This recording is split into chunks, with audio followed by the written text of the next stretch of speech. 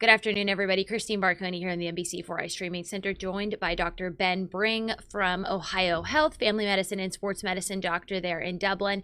And we want to talk about this new findings that came out yesterday, I believe, by Pfizer and also one of their competitors. They have an RSV vaccine, but specifically the Pfizer study, they studied pregnant women and those who received this vaccine. It seems like there are some good results for when their baby is born, which is very good news because RSV is very dangerous for newborn babies. Yeah, absolutely. It's one of the leading causes of hospitalization in kids, especially those younger than 6 months and especially newborns that are premature.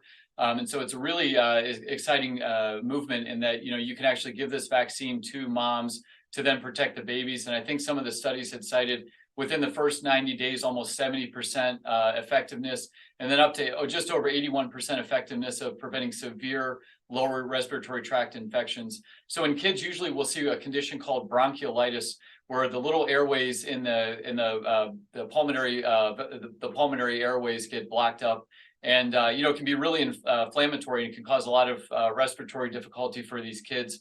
So it's really encouraging to see the movement that they've made in this progress.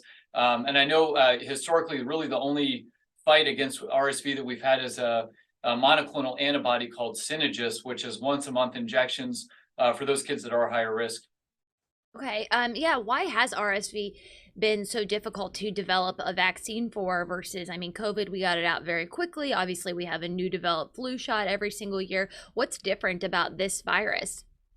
So it's got two different subtypes, type A and B, and really what it appears what this vaccine is targeting is there's a thing called the F protein. And basically what it does is it inhibits the virus from entering human cells and causing these severe illnesses.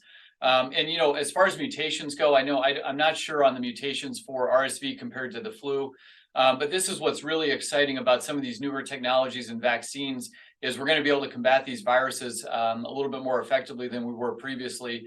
Especially some of the newer mRNA technology. I know we're really excited about the future of that for more viruses as we move on here. But the RSV, it's been a big problem for many years. I know spending time in Children's Hospital as a resident, that was most of what we saw. Basically right now, October through about February is what we call RSV season. And how can parents try to help prevent their children from getting RSV? I know we see lots of things on social media about not kissing babies and different things like that. What are some, tangible ways that parents and, caregivers can combat kids getting the virus? Right. I think it goes back to what we learned in kindergarten, washing your hands frequently. If you're sick, please stay home, especially if you've had a really bad cough or high fever, chills, etc. And really wearing face masks can be really effective here. Especially, RSV can be transmitted through respiratory secretions. So if you cough or you sneeze on a desk and then someone touches it and then touches their mucous membranes, you can get it that way as well. So really just, if you are sick, please stay at home.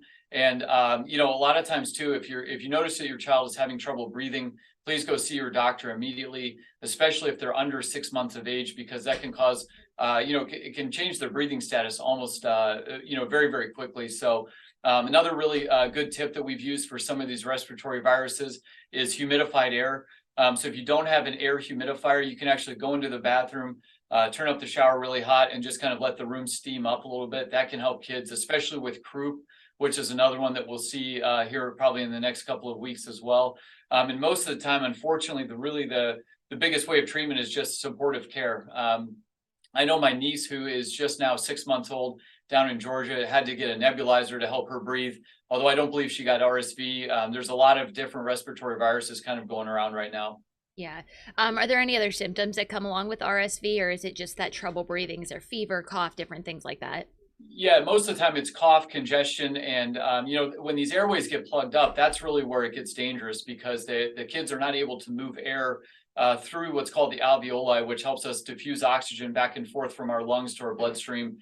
So if you really notice that your child is working to breathe, if they're breathing hard and breathing fast, using some of their other muscles to help them out, that's really where we want them to be seen urgently down in the emergency room.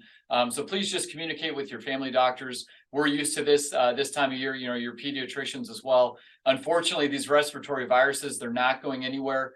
So it's really encouraging, though, for these new vaccines that are going to come out. And from what I've read from the clinical trial from Pfizer, They did over 7,000 patients, and it looked to be very safe and effective in their phase 3 clinical trial. So yeah, stay tuned for more. I know it's a very exciting movement, very exciting new development. So you said they're in phase 3 of their clinical trial. Do you anticipate us maybe having the vaccine for widespread use maybe next RSV season?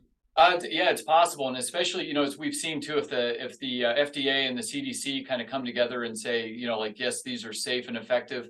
Absolutely, I could see that happening. What's really interesting, if you go on CDC's website and you look at the RSV numbers from last year, we actually had a big spike in June of 21, which was kind of unusual for us. Usually, these respiratory viruses only come out in the winter months. The viruses generally are a lot more stable in cold, dry air. And so that's really where it kind of surprised us all a little bit. So you just never know when the RSV is going to kind of come around. But it can be very dangerous. So again, just keep washing your hands. And if your kids are sick, please keep them at home. And that's really, it goes back to that hand washing, 2 or 3 ABCs with soap and water can go a long way.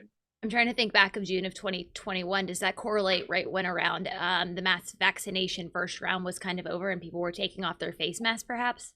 Yeah, I think so. That was really kind of the first, wave that we had seen in quite a while, just because we were all, kind of staying at home and staying away from one another. So especially as we start to do more indoor activities this year as well, things like indoor sports or indoor gatherings for the holidays coming up here too. We do expect to see increases in those numbers. So just, try to be as safe as you can, be kind to one another, get your flu shots and get your COVID vaccine boosters if you haven't yet already. I know the new COVID booster is also another bivalent vaccine covering for those 2 different strains. And we're expecting, I always like to quote our favorite infectious disease doctor, Dr. Gastaldo, we are expecting a rough flu season again this year, based on what we've seen in Australia. So I know that's going to be the next big thing too, is please get your flu shot if you haven't yet already. I just got mine last week. One of my friends who's a coach for a football team, a college football team, he always says, don't talk about it, be about it. So that's what we try to do as physicians, is model the behavior we're looking to do as well.